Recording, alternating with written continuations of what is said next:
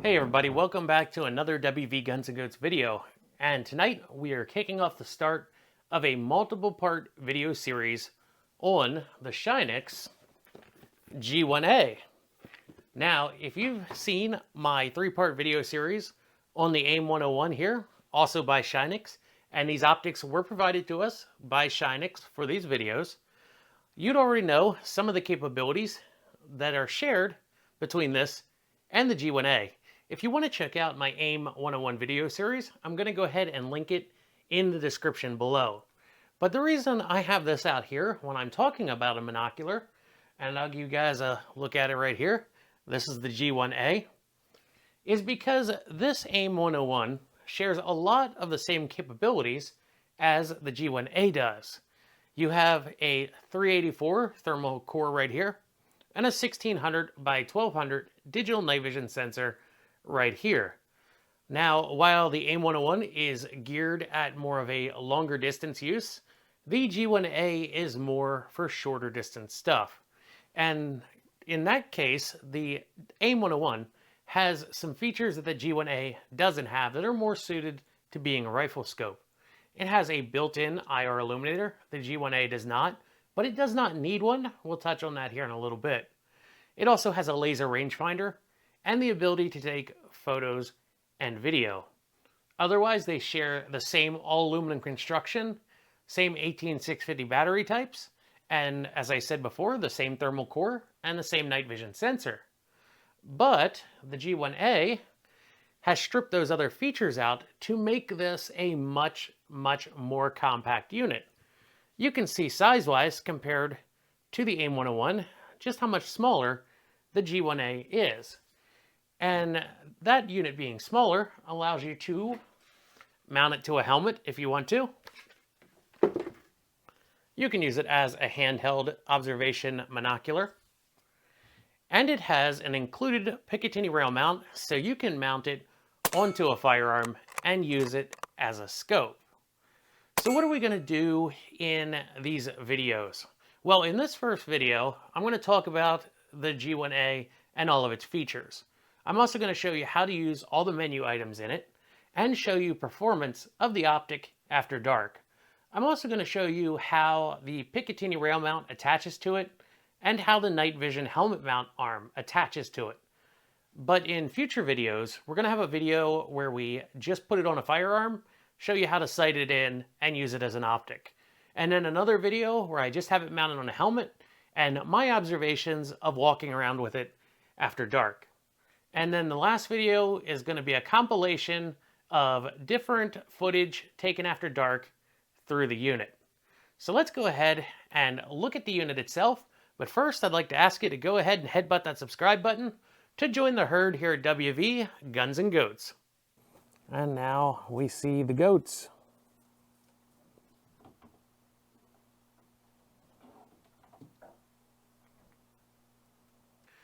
All right, so here's the little G1A, and we're going to talk about it a little bit more in this part of the video.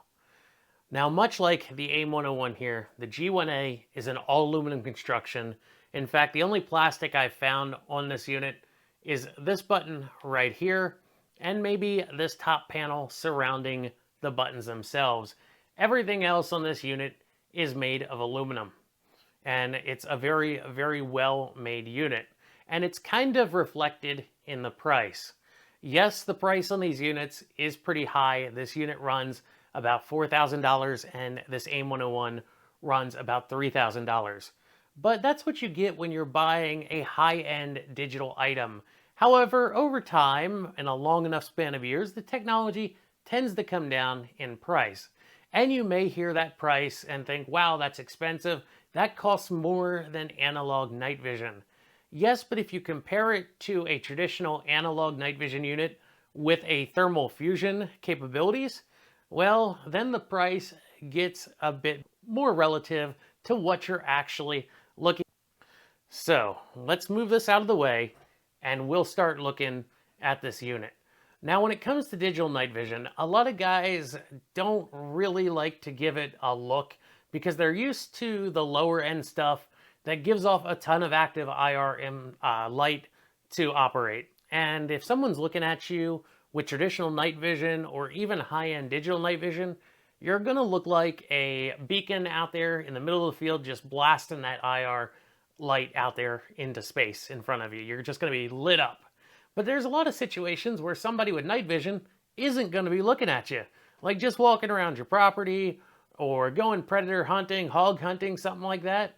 You know, there's not going to be those hogs having traditional night vision out there to worry about the IR that you're putting out. But this unit does not need one. The AIM 101 has an IR illuminator, but it's optional. You don't have to use it because the sensors are just so good in these units here.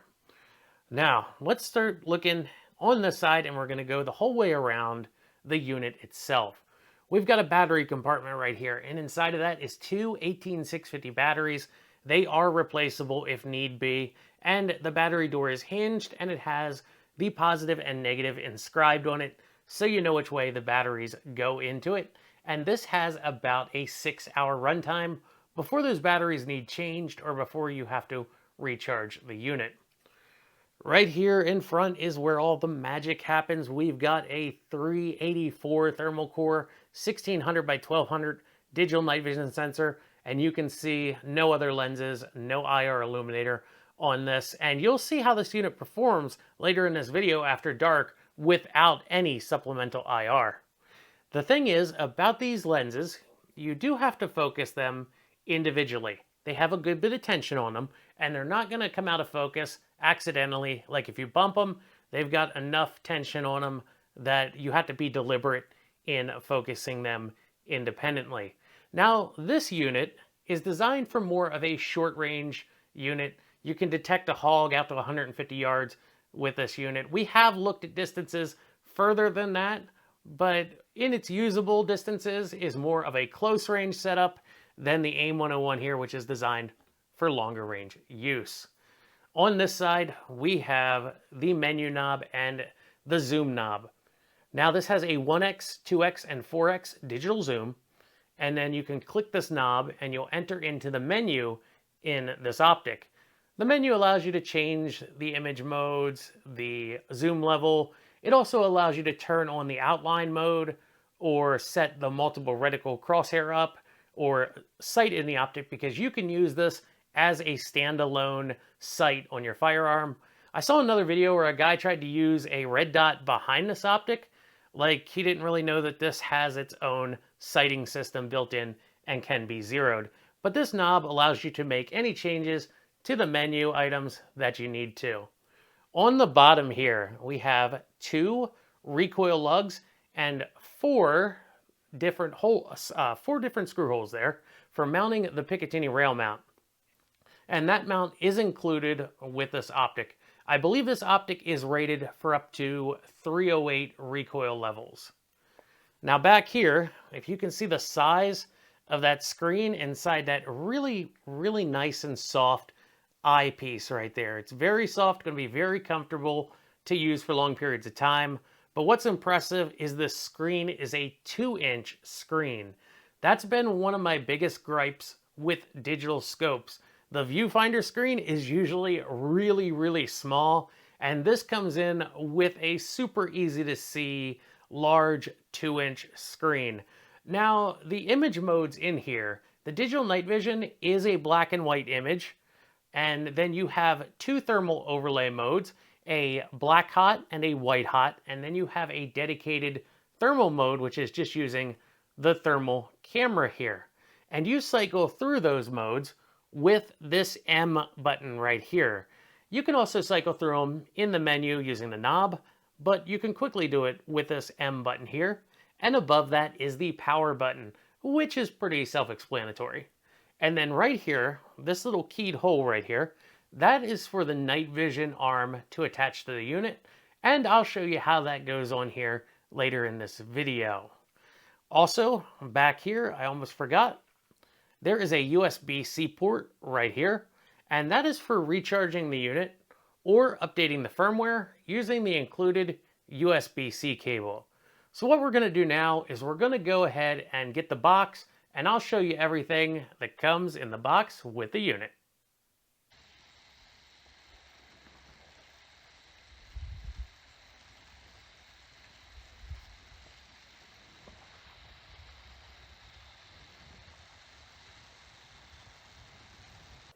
The G1A just comes in a cardboard box here with foam cutout lining. And inside that box, it comes with a couple accessories. First off, we have a long USB-C cable for recharging it or updating the firmware. Here we have a Wilcox compatible night vision mount. This part would go into the Wilcox mount. And then right here we have some left to right adjustment so you can move this arm left to right and adjust it when it's in the helmet mount. And then right here is a screw, and this portion is keyed where it goes into the body of the G1A, and it makes it a very tight and wiggle-free mounting. Speaking of mounting, this is the Picatinny rail mount that comes with it. You have an all-metal wing nut or thumb wheel, whatever you want to call it, that tightens down this mount onto your Picatinny rail, and it has a fairly wide rail grabbing section, so it's going to be nice and tight on the rail. I haven't had any problems with this coming loose in the testing I've been doing. And then right here are the 4 screw holes right there and the 2 recoil lugs that mate with the body of the optic. Also, there is a bag of hardware right here. This is the bag of hardware. You actually get 2 Allen keys. I have the one out of it right now. And you actually get 6 screws, so you have 2 extra in case you lose 2 of them. And what else comes with that? I believe that's about everything except for the case. Now, this optic comes in a Cordura case. However, it is belt loop compatible. It is not a Molly compatible case. And then it has this quick pull section so you can open it up. And this gray, you see that gray there? That is a very thick padded material to protect the optic when it's inside the case. But it's pretty cool that you can just pull that and you're presented with the optic. And that's everything that comes in the box of the G1A. Okay, so the night vision mount. Here's the night vision mount mounted to the unit itself. And you can see it runs between the power button and the mode button. Now, when that's on your helmet, it makes it really easy to find the buttons in the dark. Because if you grasp it like this, if you push your finger forwards and you hit this mount, you know that you're on the mode button and you're going to change the image mode. If you push your finger forwards and you don't hit anything, or you pull it back and you hit something, you know you're actually on the power button. And as I said, this is compatible with the Wilcox mount. Now I just have a replica one here. This will just go right into the mount, clip in, and sit on your helmet like so. So that is that mounted to the helmet mount and how it looks mounted to a helmet. So I've went ahead and I've changed out the night vision arm for this Picatinny rail mount right here. And it just screws onto the bottom of the optic. Now inside this mount, there is actually a recoil absorbing spring to help limit the amount of recoil that reaches the monocular here. But this optic is also rated up to, I believe, 308 Winchester recoil, much like the AIM 101 is. And then you have an all-metal thumb wheel right here, which makes it very easy to get a good, snug, tighten down onto your rail where it's not going to come loose. And then when you're ready to loosen it up, it makes it easy to loosen up. So we've got the Bergara B14 Stoke and 300 Blackout. If you were wondering what the rifle I had in this video is, well, that's what it is. It was kind of hard to find this rifle. I had to order it offline, but it's been a lot of fun to shoot, especially with the can on here. It's nice, quiet, and it make a great varmint or close range deer rifle. And I think it's a really good match to this thermal night vision optic. So we'll just loosen up our thumb wheel here and we'll mount it onto the rifle. Because this is a cantilever mount, it allows you to get it fairly far back, close to your face when you're got your head on the stock here. And then it gives you enough room up here if you want to add an IR illuminator to give us some extra help after dark and you're going to see how this performs after dark here shortly. Or you can add an IR laser. Say you're out hog hunting or something, and you want to pick out a certain target out of a group of hogs. You can just put that IR laser on there and put that beam on them and pick out your target. And then here is how it looks when you're using it. You got plenty of room to run that bolt on your bolt action there. So, now that you've seen how you can mount it on your helmet and how you can mount it on your firearm and all the features and everything that comes with the G1A, let's actually go and look through it after dark. This footage was captured using a GoPro mounted behind the G1A. The GoPro lens caused a slight curvature in the image and slight darkening of the sides. Please note, this distortion is not present when viewing the G1A directly with the naked eye. Now also, keep in mind that the image quality will always be better in person than represented on video. Alright everybody, we are outside now on the short range. These targets are about 20 yards away from us, and here you can see that really wide 60-degree field of view that the G1A has. Now what I'm going to show you in this part of the video is how to use all the in-scope menu items. Now when you're on 1X, the thermal overlay will appear and take up most of the screen because it has a 45-degree field of view. However, when we're looking at it on camera here, it appears to be smaller than it does when you're actually using the unit. So please keep that in mind. Now we're going to bring up the first thermal overlay here. And like I said, it does take up more room when you're looking through it. And then we can go to the second thermal overlay, and these are overlaid on to the digital night vision unit. It does that calibration every once in a while, but it only takes it about a second to go through. Next, after this, we have a dedicated thermal mode. And these modes can be cycled through with the M button on the top of the unit. Now, on the left side of the unit, there is a knob, and that knob controls the magnification of the unit, and it also controls the menu and allows you to make changes to the menu items. So if we turn the knob, we can see we have 2x magnification, and then we have 4x magnification. It goes up through the levels if you turn it towards you. And if you turn the knob away from you, it's going to cycle down through the magnification levels, highest to lowest. Now, if you click that knob, you're going to bring up the in-scope menu. And that knob, if you click it, will select the menu items. So here we have the image modes, and we can control them in the in-scope menu, as well as that button on top of the optic. So here's the first thermal overlay, the second thermal overlay, and the dedicated thermal mode. Now we go back to the digital night vision mode here, and we can click the button to select that mode and rotate it to get to the next menu item. You can see we can rotate through all the different menu items by turning the knob.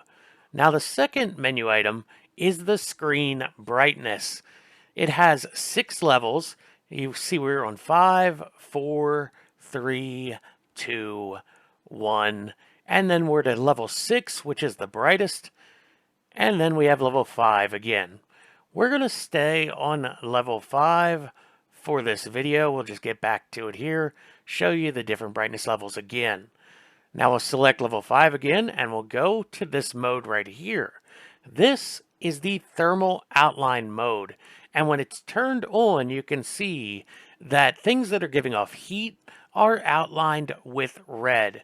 And when you're on number 1 mode, it's going to stay constantly on. If you switch it to number 2 mode, it's going to come and go. You can see it's showing the items giving off heat, and then it's going to disappear, and we're going to leave that option turned off for now. The next option is the magnification levels. You can control it here in the menu, as well as with the knob when you are not in the on-screen menu. Here we are at 2x, and then we'll go to 4x here. and we're going to go back to 1X to continue showing you the menu items. The next option you have is a multi-reticle system. So we have reticle 1, and then we have reticle 2, and then we have the third reticle. Now, don't worry, I'm going to go ahead and zoom in so you can see these reticles a little bit better. Now that we're on 4X, let's try those reticles again. So we've got no reticle when you're using as a monocular, reticle 1 here. See if you can see it on the plates there. And then we have reticle 2 and reticle 3. We're going to leave reticle 3 on for a moment here. And then I'm going to show you these other two options, and these are the options you would use to sight in the optic to use as a sight on your firearm. This is your horizontal or your windage, and you can see when I adjust it, it makes the crosshair move left to right. Next up, we have the elevation up and down, and you can see that reticle moves when I change the elevation settings. The next tab we have is just the information tab. That's going to show us the version of the firmware that is currently running on the optics. You can make sure that you are up to date running the latest firmware available for your unit. Also, the nice thing is you can tell if you have a menu item selected or not because it is illuminated or not. But if you don't have any menu items selected, the menu will disappear after a moment, and the knob on the side will control the magnification once again. And if you happen to accidentally click the magnification knob and bring up the menu, just give it a moment to go away on its own without selecting anything. So that covers all the different menu items in the Shinenyx G1A and how to use them. Let's look at its performance. Earlier in this video, I mentioned an IR or an infrared laser. So here is the IR laser under the G1A. We are currently at 1x magnification, but let's check it out on the higher magnification levels. Here we have the 2x magnification, and we're going to go to the 4x magnification right now. So the IR laser shows up really well with the G1A. And if you were to turn on a standard 1000 lumen flashlight on your firearm, here's what it looks like. You can see the response time of the G1A. Alright, here we have the iPhone 13 Pro. You can see we have some sources of ambient light right now, enough that the iPhone can see. And it did start to snow on us even harder between using this and the Shinenyx G1A. So we have the same amount of ambient light here. You can see the Shinenyx is really using it to its advantage, and we'll check out the thermal here in a moment.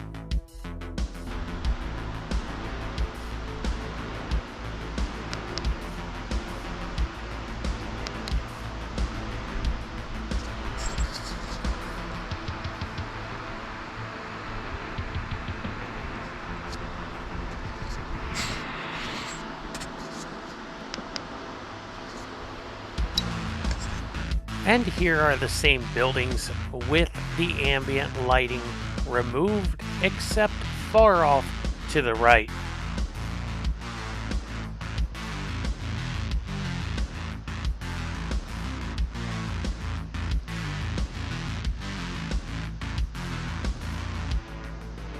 And now the Shinenyx G1A, check this out. Look how bright it makes that dim red light from the chicken coop look. And as we pan over here to the right, you have the ambient light source. We'll pan back by the chicken coop again. And then what we're looking at now would be in complete darkness, but you can even make out the trees in the distance there. And we'll turn on the thermal overlay mode and do some looking from left to right. There's that calibrating again. But we're back, and we have the hot as dark on this overlay, And then we have our dedicated thermal mode right here. And those built-in thermal modes really allow the G1A to be such a versatile optic. Of course, being digital technology, you can use it during the daytime as well as the nighttime. And now this footage was taken with the iPhone 13 Pro inside the dark goat barn. Now let's go ahead and look at the Shinenyx.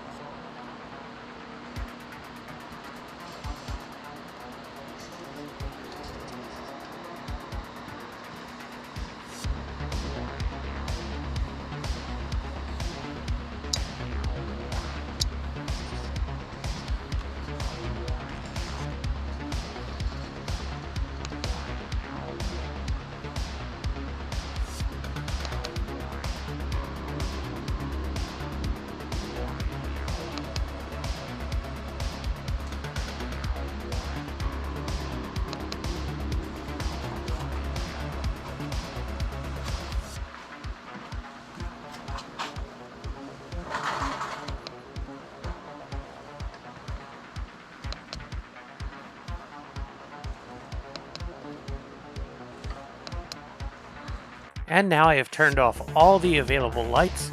There is no ambient light. You cannot see anything with the iPhone at all, but you can see with the Shinenyx G1A.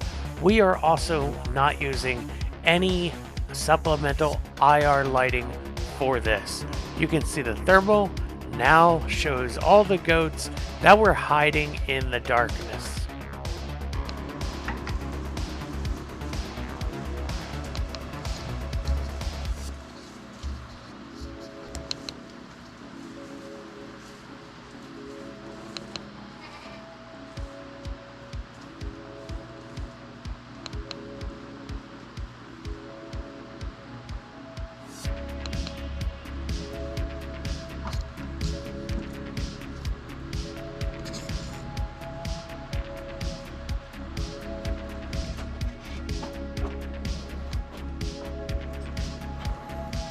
And check out how the outline mode outlines those goats that are laying down there in the darkness. It's really cool that it has this feature built into the unit.